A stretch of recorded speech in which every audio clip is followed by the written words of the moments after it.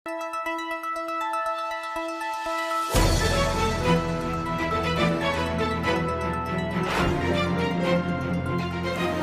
देख रहे हैं मुल्क का सबसे ज़्यादा देखा जाने वाला न्यूज़ चैनल सच्चाई न्यूज़। कल भी भुट्टो जिंदा था, आज भी भुट्टो जिंदा है। कल भी भुट्टो जिंदा था, आज भी भुट्टो जिंदा है। कल भी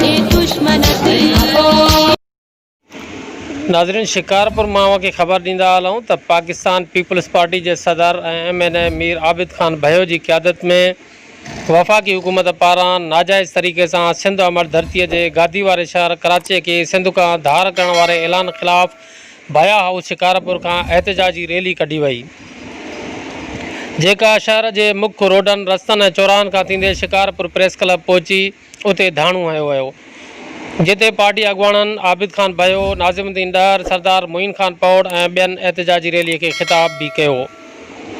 रैली में चैनी तालकन सिटी शिकारपुर टाउन कमेटीज़ यूसीज़ और वार्डन तोड़े तमाम ज़ैली तंजीमुन के उहदेदारन जियालन और हज़ारन की तादाद में शहरवासिन शिरकत कई और जीए भुट्टो जा पिण नारा हया।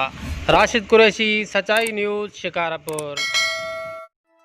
नाज़रीन, मज़ीद ख़बरें और अपडेट्स के लिए देखते रहिए सच्चाई न्यूज़।